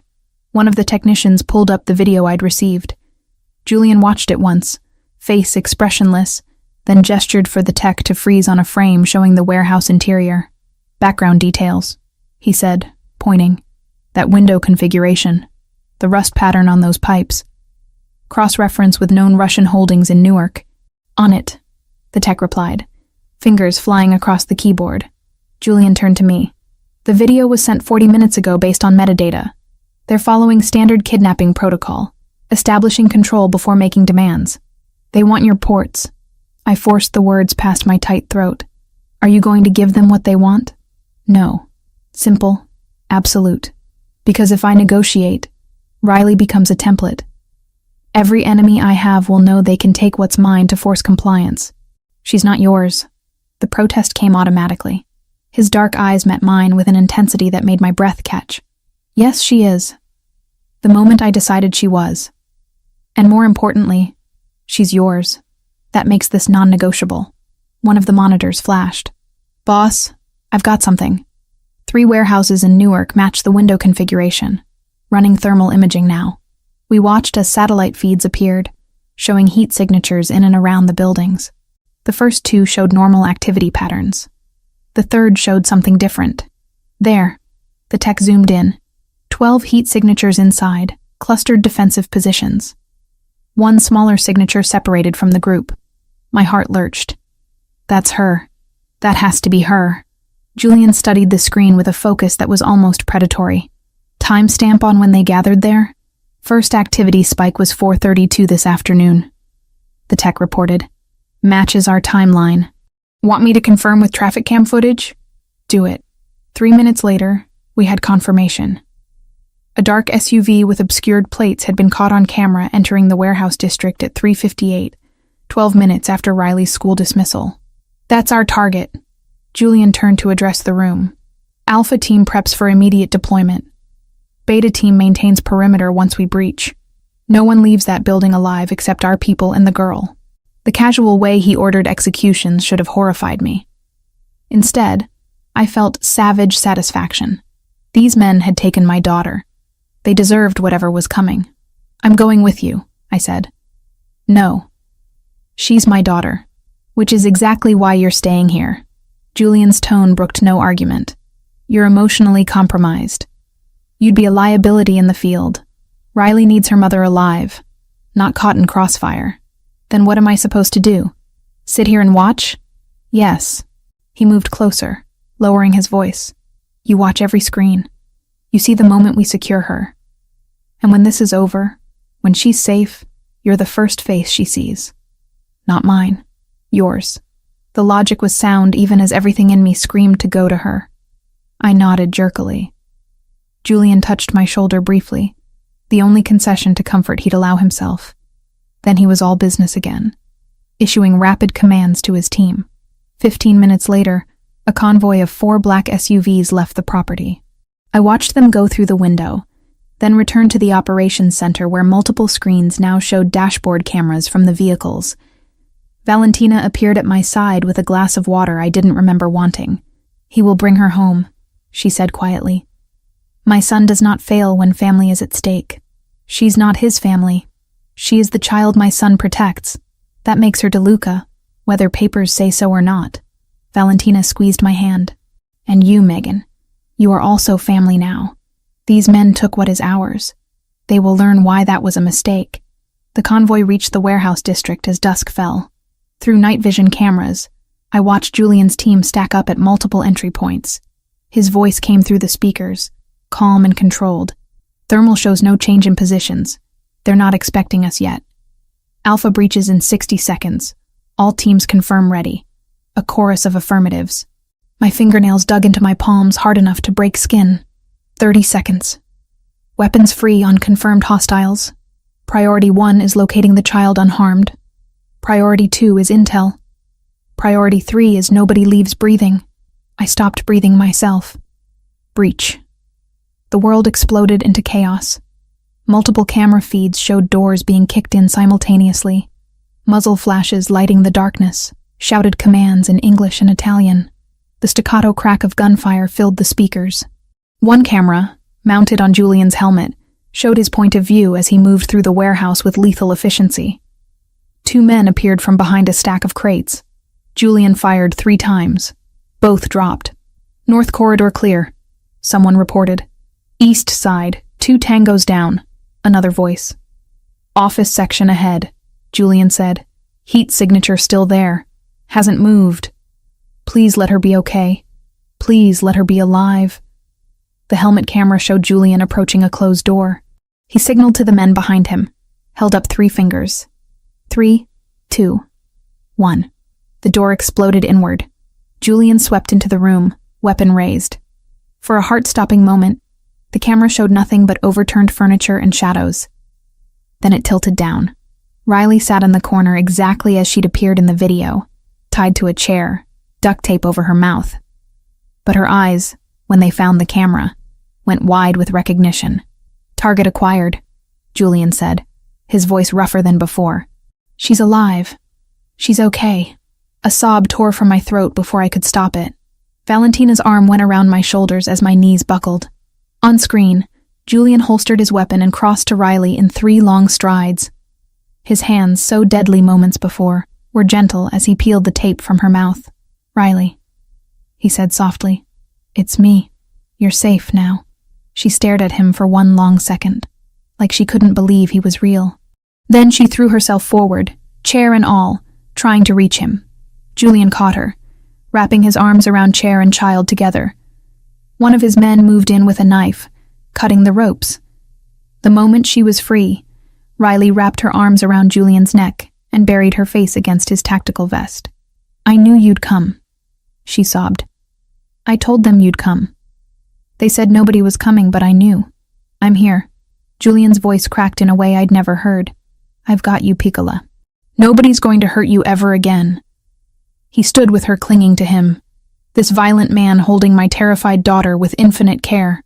Alpha team, target secured, he reported, moving to extract. The journey out of the warehouse was faster than the entry. Julian never put Riley down, just carried her through corridors of fallen men, shielding her face so she wouldn't see the bodies. Mama? Riley's voice came through the audio. Where's my mama? She's waiting for you, Julian promised. She's safe. We're going to her right now. The convoy pulled back through Newark with escort vehicles clearing their path. 45 minutes from breach to arrival at the mansion. 45 minutes during which I paced the foyer like a mad woman, unable to sit, unable to do anything but wait. Headlights swept across the windows. Car doors opened. I was already running down the front steps when Julian emerged from the lead vehicle, Riley still in his arms. "Mama!" she screamed, reaching for me. I grabbed her from Julian and crushed her against my chest, feeling her small body shake with sobs, breathing in the smell of her hair and sweat and fear. But alive. She was alive. "I'm here, baby," I whispered fiercely. "I've got you. You're safe." Riley clung to me, fingers twisted in my shirt, her whole body trembling. I held her so tightly she had to push back to breathe, but I couldn't let go. Couldn't convince my arms to loosen even slightly. Julian stood a few feet away, watching us with an expression I couldn't fully read. Relief, certainly. But underneath it, something darker. Guilt, maybe. The weight of promises made and nearly broken. Valentina appeared with a blanket, wrapping it around Riley's shoulders, even though the night wasn't cold. "Povera bambina," she murmured, tears streaming openly. "You're home now. You're safe." A doctor Julian had summoned arrived minutes later and checked Riley over in the mansion's sitting room. No injuries beyond some bruising from the ropes and mild dehydration. Physically, she'd emerged intact. Emotionally was another question. Riley wouldn't let go of me. When the doctor needed to examine her arms, she screamed until I held her hand. When Valentina tried to bring her hot chocolate, she buried her face against my neck. "It's okay," I kept saying, knowing it wasn't but needing to say something. "You're safe now. Nobody's going to hurt you." After the doctor left and Valentina had coaxed Riley into drinking some water, Julian appeared in the doorway. Riley's head snapped up. For a moment I thought she'd be afraid, would associate him with the trauma. Instead, she reached for him. "Mr. Julian saved me," she said to me, like I might not know. "The bad men said nobody was coming, but he came anyway." Julian crossed the room and crouched beside us. "I told you I'd protect you. I keep my promises." "I know." Riley's small hand found his. "Can we stay here tonight? I don't want to go back to our apartment." She didn't say why, but I knew. The apartment was where she'd been taken from in her mind, even though the actual abduction happened at school. It represented vulnerability now. "Of course," I said before Julian could answer. "We'll stay as long as you need." Julian's eyes met mine over Riley's head. In that moment, I understood that something had fundamentally shifted between us. He'd gone to war for my daughter, had killed for her, had risked everything to bring her home. How did I walk away from that? How did I maintain distance from a man who'd proven beyond doubt that he'd burn down the world to keep us safe? The answer was simple and terrifying. I couldn't. "The guest room is prepared," Julian said quietly. "Top of the stairs, second door on the right. Whatever you need. Ask Valentina or Anthony." Riley was already falling asleep against my shoulder, the adrenaline finally crashing. I carried her upstairs, Julian trailing behind us like a silent guardian. The guest room was beautiful and comfortable, but more importantly, it had a lock on the door and windows that opened onto nothing but a sheer wall. Safe. I laid Riley in the enormous bed and crawled in beside her. She immediately curled against me, one hand fisted in my shirt. Julian stood in the doorway, backlit by the hallway light, looking like he wanted to say something but couldn't find the words. "Thank you," I finally said, "for bringing her home, for everything." "Don't thank me." His voice was rough. "This happened because of me, because I made you visible, because they knew taking her would hurt me. You saved her. After putting her in danger in the first place." He scrubbed a hand over his face, exhaustion and guilt etched into every line. "Megan, tomorrow," I interrupted. "Whatever you need to say, we'll deal with tomorrow. Tonight she's home and safe. That's all that matters." He nodded slowly, then stepped back into the hallway. "Lock the door. Anthony's posted outside. Nobody gets in without going through him first." After he left, I did lock the door. Then I held my daughter and listened to her breathe until exhaustion finally claimed me too. Tomorrow would bring questions, consequences, and decisions I wasn't ready to make. But tonight, Riley was alive in my arms, and I'd never forget the sight of Julian DeLuca carrying her out of that warehouse like she was the most precious thing in his world, because I was starting to realize that to him, she was, and so was I. Riley woke screaming at 2 a.m. I'd been dozing fitfully beside her, hyper-aware of every sound, every shadow. The moment her cry pierced the darkness, I was awake, pulling her against me. "It's okay, baby. You're safe. I'm here." She sobbed into my shoulder, small body shaking. "They're going to come back. They said they'd come back if Mr. Julian didn't do what they wanted. They're not coming back." I stroked her tangled hair, trying to sound confident. Mr. Julian made sure of that. But even as I said it, doubt crept in. Julian had rescued her, but he'd admitted one man escaped. Kozlov himself, probably. The head of the snake still slithering free. A soft knock at the door made me tense. "Megan?" "It's Julian." I carefully extracted myself from Riley's grip and opened the door. Julian stood in the hallway wearing dark sweatpants and a t-shirt, hair disheveled like he'd been lying down but not sleeping. Anthony hovered behind him. I heard her scream. Julian said quietly, "Is she okay?" "Nightmare." I glanced back at Riley, who'd curled into a ball on the bed. "She thinks they're coming back." Something dark crossed Julian's expression. "May I come in?" I hesitated, then nodded and stepped aside. Julian moved to the bed, sitting carefully on the edge. Riley's eyes opened, puffy and red from crying. "Piccola," he said gently. "Can I tell you something?" She nodded, fingers twisted in the blanket. "The men who took you, they're gone. Not just away. Gone. They can't hurt you or anyone else ever again." "All of them?" Her voice was so small. "All but one." Julian's honesty surprised me. "And he's running very far away because he knows what happens if he comes back. Do you understand what I'm telling you?" Riley studied his face with a child's unsettling directness. "You killed them." I started to protest, to shield her from that reality, but Julian spoke first. "Yes," he said simply. "I did. Because they hurt someone under my protection. That's what happens when people threaten my family." "Am I your family?" Julian's throat worked. "If you want to be." Riley considered this, then nodded. "Okay, then I'm not scared anymore." Just like that. The resilience of children, accepting protection from the monster who destroyed other monsters on her behalf. Julian tucked the blanket around her, then stood. "Try to sleep. Anthony's outside the door.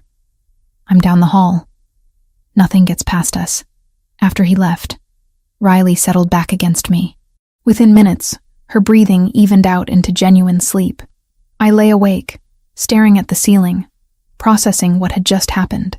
Julian had admitted to killing men in front of my 5-year-old daughter. And instead of being horrified, she'd found comfort in it. What kind of world had we entered where violence was reassurance? Morning came with weak sunlight filtering through heavy curtains.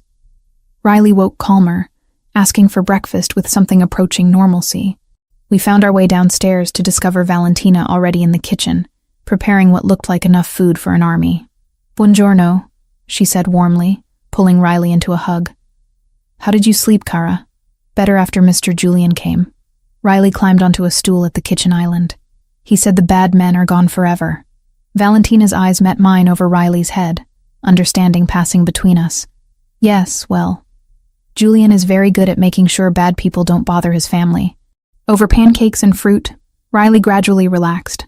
She told Valentina about the warehouse, about being scared, about how she'd known Julian would come because he'd promised. I let her talk, watching color return to her cheeks, seeing her process the trauma in the way children do, direct and matter-of-fact. Julian appeared around 10, freshly showered and dressed in dark jeans and a gray Henley. He looked less like a mafia boss and more like a dangerously attractive man who happened to command an army. "Can I borrow your mama for a few minutes?" he asked Riley. She looked at me for confirmation. I nodded. "Stay with Valentina. I'll be right back." Julian led me to his office and closed the door. The room felt different in daylight, less intimidating. Maps still covered one wall, but now I could see they showed port layouts, shipping routes, territory markers. "We need to talk about what happens next," Julian said, moving to lean against his desk. What happens next is we go home and try to rebuild some normalcy. You can't. No apology in his voice, just statement of fact. Your apartment isn't secure. Anyone who knows where you live knows where to find you. And Kozlov is still out there. You said he's running. For now. But men like him don't forget. They don't forgive. Riley is a loose end, and so are you. He crossed his arms. Until I eliminate the threat permanently, you're staying here. You can't just order us to live with you. I'm not ordering. I'm stating reality. His dark eyes held mine. Do you want to take Riley back to that apartment and wonder every time you hear footsteps in the hallway if it's him? Wonder if the car following you is surveillance or attack? Second guess every stranger on the street? The scenarios he painted made my stomach clench. Because he was right. I'd never feel safe there again. How long? I asked. However long it takes. That's not an answer. It's the only one I have. He moved closer. Megan, I know this isn't what you wanted. But that video they sent you, that was the opening move, not the end game. Kozlov wants to hurt me, and he knows the best way to do that is through people I care about.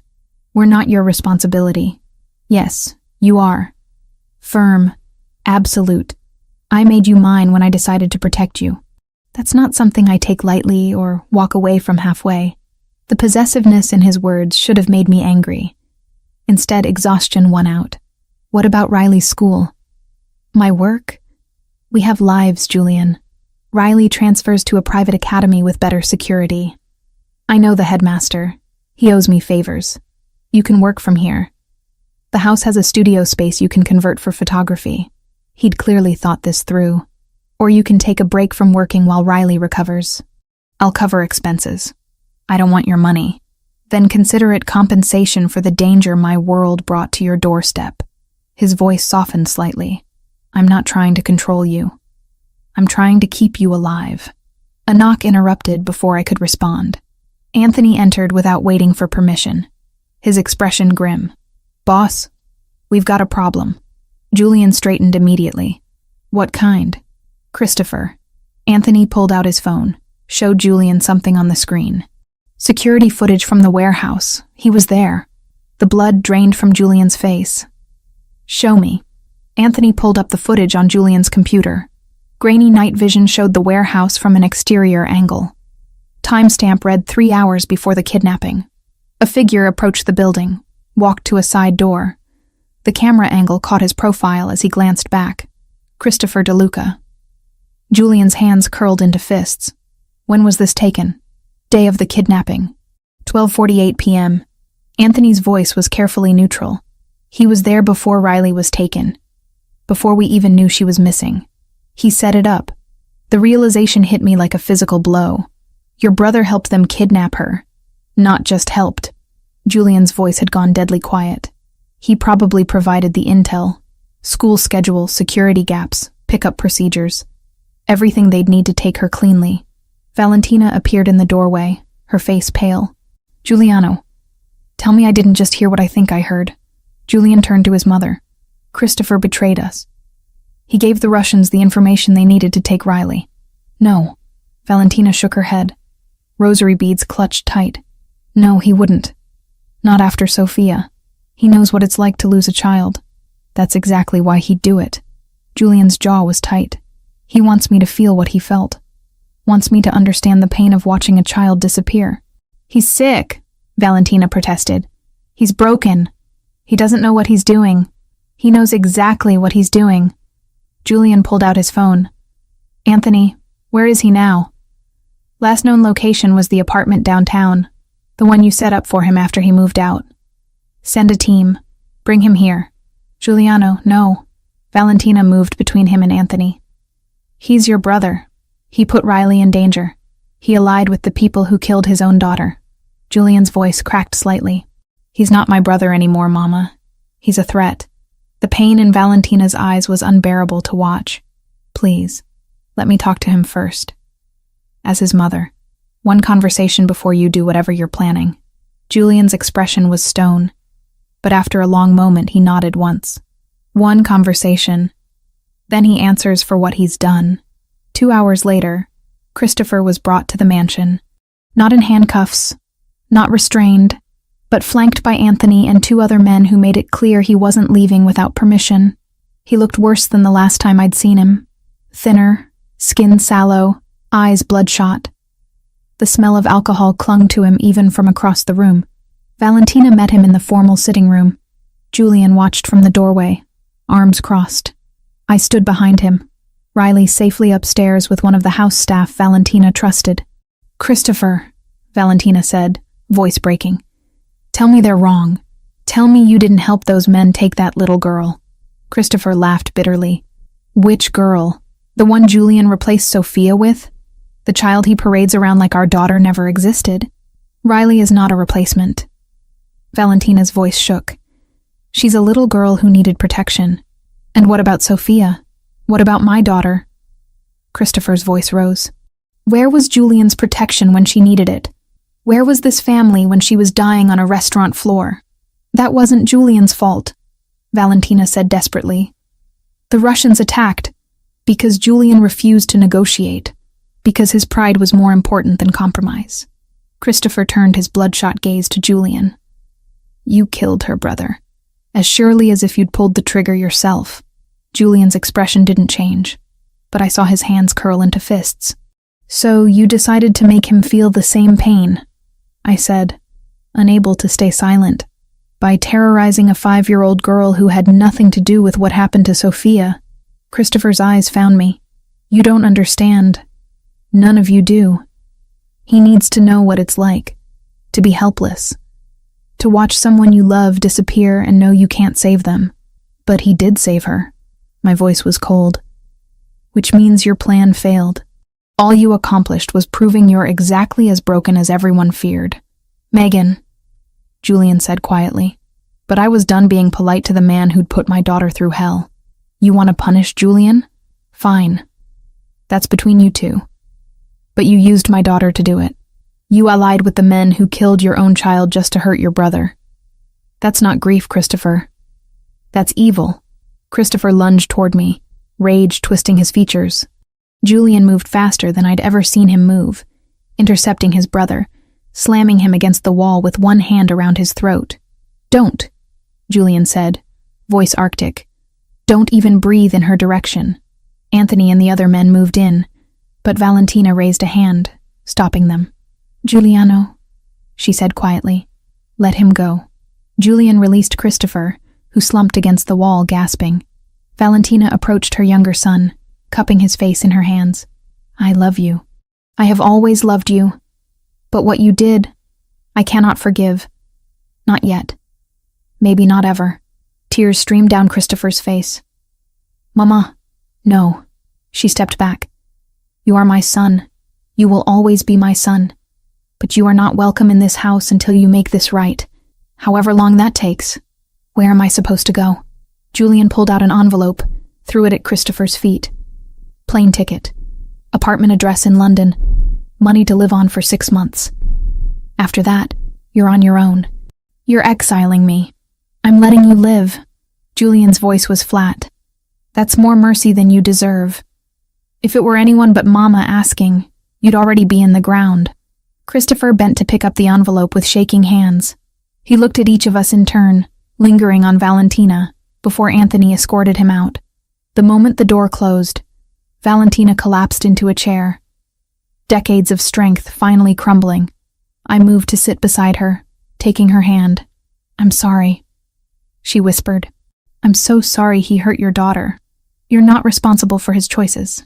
But I am his mother. I raised him. Where did I fail so badly that he became this?" Julian knelt in front of her, taking her other hand. "You didn't fail, Mama. Christopher failed himself.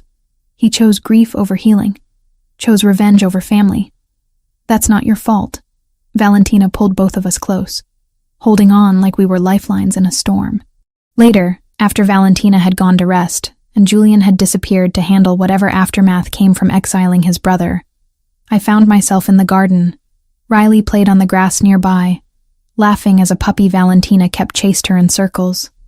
Normal child sounds, so at odds with the violence surrounding us. Anthony appeared at my side. "Ms. Collins." "Megan," I corrected automatically. "Megan." He nodded. Boss wanted me to tell you the threat level just dropped significantly. With Christopher gone and the Russians scattered, you're considerably safer, but not completely safe. No, his honesty was refreshing. Kozlov's still out there, but he's weakened.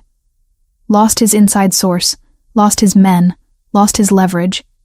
He'll rebuild, but it'll take time. Months, maybe longer. Long enough to feel like we can breathe again? That's up to you to decide. Anthony glanced at Riley. For what it's worth, I've worked for Julian for 8 years. Seen him lose people, gain people, make hard calls most men couldn't live with. And I've never seen him look at anyone the way he looks at you and your daughter. What way is that? Like he'd burn the world down if it meant keeping you safe. Anthony's expression was unreadable. Just thought you should know. He walked away, leaving me to watch Riley play and wonder how I'd gotten here. How a chance encounter in a cafe had led to this moment, where a mafia boss's protection felt less like a cage and more like home. The answer scared me more than the danger ever had, because somewhere along the way, I'd stopped wanting to leave. 3 months passed in a blur of domesticity I'd never expected to experience.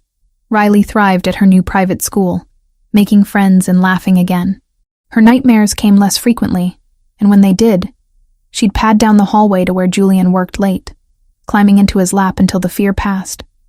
I'd converted the mansion's sunroom into a photography studio, taking on select clients while building a portfolio that actually reflected my skill rather than desperation.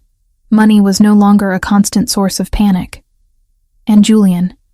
Julian was everywhere and nowhere, always present even when business took him away for days at a time. We hadn't discussed what we were to each other, hadn't labeled the way his hand found my lower back when we walked together, or how I'd started waiting up for him when he worked late, how Riley called him Julian, but meant something closer to Dad. It was easier not to name it. Safer. Ryan's custody case had dissolved without trial. His lawyers withdrew after Victoria Hale presented evidence of his violent history that somehow kept multiplying. Julian's doing, undoubtedly, though he'd never admitted it. The Russians remained quiet. No attacks, no threats, no sign of Kozlov beyond intelligence reports that placed him somewhere in Eastern Europe, licking his wounds. Life felt almost normal. Almost. I knew it couldn't last. The realization came on a Tuesday afternoon. Riley was at school, I was editing wedding photos, and Julian was supposedly handling business at the port. But something felt wrong, a tension in the air that reminded me of the days before the kidnapping. My phone buzzed. Julian's name on the screen. Come to my office. Now. No explanation. No pleasantries. Just command. The kind he used when situations were critical. I found him standing at the windows overlooking the garden, shoulders tight with tension. Anthony stood nearby, along with 2 men I recognized from Julian's security team. What's wrong? I asked. Julian turned, and the look on his face made my blood run cold. Kozlov is dead. I blinked. That's good news, isn't it? The threat's eliminated. It would be. Except he didn't die from natural causes. Julian pulled up something on his computer, turned the monitor so I could see. Grainy security footage showed a man slumped in a chair, blood pooling beneath him. He was executed. Professional hit, clean and efficient. 2 days ago in Prague. Who killed him? That's the question. Julian's jaw was tight, because whoever did it left a calling card. He zoomed in on the image. On the wall behind Kozlov's body, someone had spray-painted a symbol, a crown over crossed swords. What does it mean? I asked. It's the mark of the Bellini family. Italian organized crime, based in Naples, but with operations throughout Europe. Julian rubbed his face tiredly. They're old school, powerful, and they don't make moves without strategic purpose. Why would they kill Kozlov? That's what I need to figure out. He looked at Anthony. Has there been any communication? Nothing direct, but word on the street is the Bellinis are consolidating territory. They've been moving against Russian interests across Europe for the past 6 months. And now they've made a statement by taking out one of the most connected Russian operators in the game. Julian's voice was grim. Which means they're sending a message. To who? I asked, though dread was already settling in my stomach. Julian's eyes met mine. To me. The Bellinis know about the conflict with Kozlov. They know he targeted my family.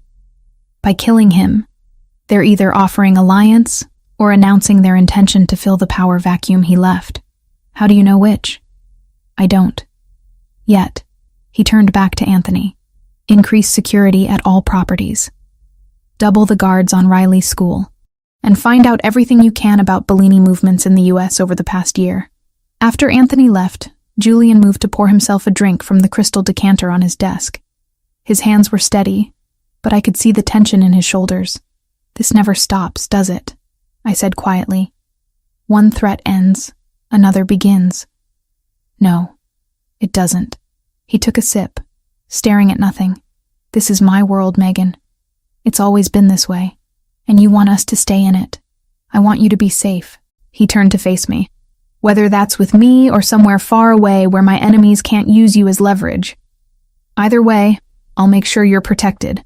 The offer hung between us, carefully neutral. He was giving me an out, a chance to walk away before the next crisis hit. I should have taken it. Should have grabbed Riley and run to somewhere quiet, where mafia politics and territorial disputes couldn't reach us. Instead, I crossed the room to where Julian stood. What if I don't want to leave? His expression shifted, hope and fear warring on his face. Then you need to understand what that means. The danger doesn't end. Every choice I make creates enemies. Every alliance I forge comes with complications. You and Riley will always be potential targets. We're already targets. I reached up, touching his face. We have been since that first night in the cafe. Walking away now doesn't erase what these people know about us. I can relocate you.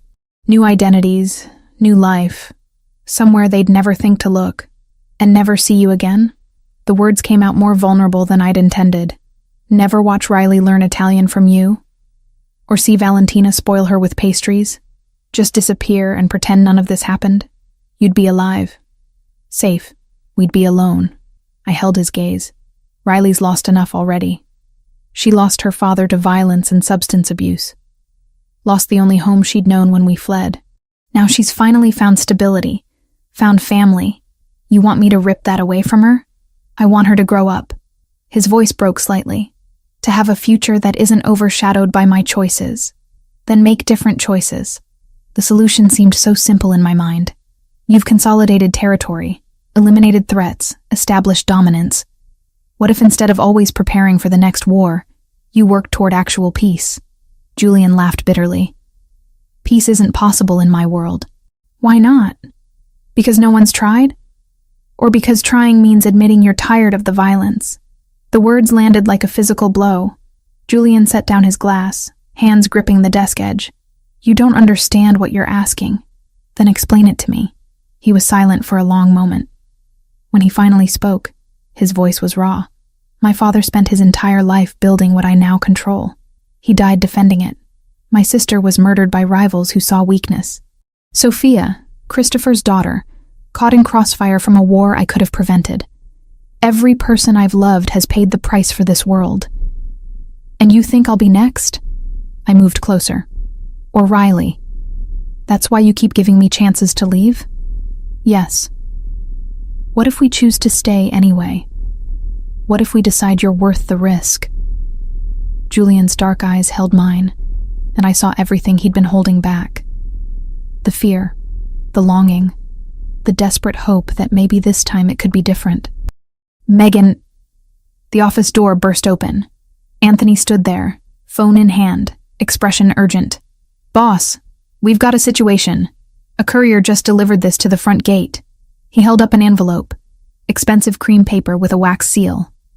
The symbol pressed into the wax was unmistakable. A crown over crossed swords.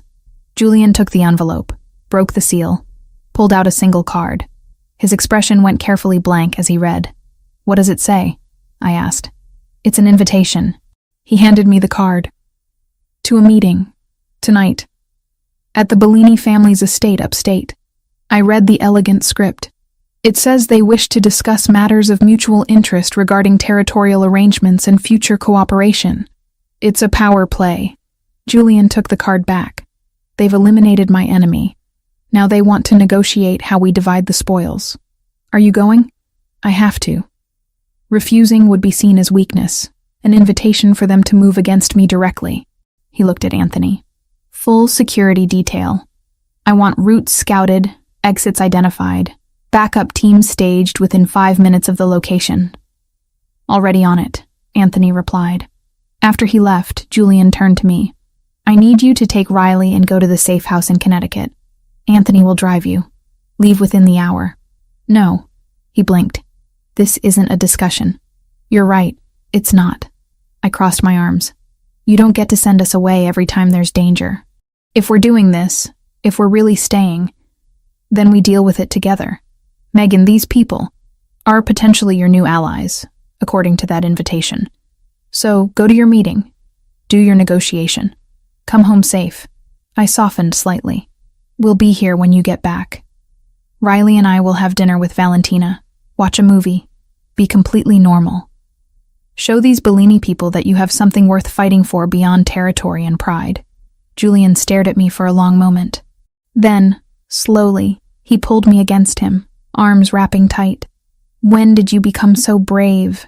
He murmured against my hair. The day I realized running wasn't keeping us safe. I pulled back enough to meet his eyes. So go. Handle your business. Then come back and tell me how it went.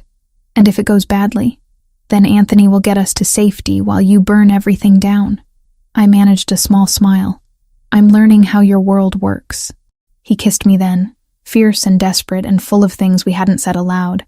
When he finally pulled away, his eyes were bright. I love you, he said simply. I've loved you since you sat across from me in that cafe and trusted me with your daughter's safety. Tears blurred my vision. I love you too. So don't do anything stupid tonight. Define stupid. Anything that prevents you from coming home to us. He kissed me once more, quickly, then pulled away. I'll be back before midnight. Anthony stays here with you. Marco and his team will accompany me. After Julian left, I found Riley and Valentina in the kitchen making cookies. My daughter's hands were covered in flour, her laugh bright and free. Where's Julian? She asked when she saw me. Business meeting. He'll be back later.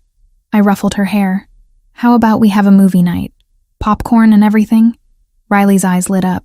Can we watch the princess movie? Whatever you want, baby. As Valentina helped Riley wash her hands, the older woman caught my eye. She knew something was happening, could read the tension I was trying to hide. He'll come back, she said quietly. Julian always comes back. How can you be so sure? Valentina smiled. Because now he has a reason that matters more than pride or territory. He has you. He has Riley. He has family again. The hours crawled by. We watched the movie, ate too much popcorn, and Riley eventually fell asleep curled against my side. I carried her up to bed, tucked her in, and then returned to the living room where Valentina had made tea. He should have called by now, I said, checking my phone for the 20th time. These things take time. Valentina poured tea with steady hands. Negotiations, posturing, establishing dominance. It's all part of the dance. At 11:43, headlights swept across the windows. I was at the door before the car stopped, relief flooding through me when Julian emerged uninjured. He looked tired but triumphant. When he saw me waiting, his expression softened into something that made my heart skip. It's done, he said, pulling me into his arms. The Bellinis want an alliance. They'll control European operations while I maintain U.S. territory. No conflict, no competition. They even offered intelligence on remaining Russian cells. So we're safe? Safer. There will always be risks, but this takes the biggest threat off the table. He cupped my face in his hands. I told them about you, about Riley. Made it clear that harming my family would mean total war. What did they say? That family is sacred. That they respect a man who puts his people first. Julian smiled slightly. I think they were surprised I admitted to having someone I care about more than power. Are you surprised you admitted it? No. He kissed my forehead. I've known for months. I was just waiting for you to be ready to hear it. Later, after Valentina had gone to bed and the house had settled into quiet, Julian and I stood in the garden under stars that somehow seemed brighter than before. What happens now?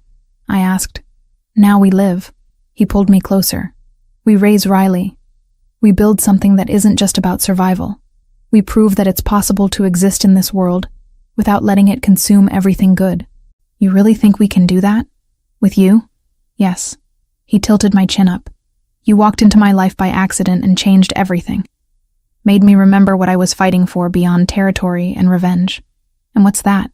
This. You, Riley, Valentina, Anthony. Family. The kind worth dying for, and more importantly, the kind worth living for.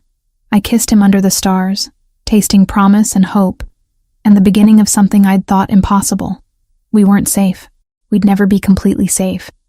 But we were together. We were choosing this. And that was its own kind of victory. When we finally went inside, I checked on Riley one more time. She slept peacefully, blonde curls spread across her pillow, secure in the knowledge that she was protected and loved. Julian appeared in the doorway behind me, watching with an expression that held everything he'd been too careful to show before.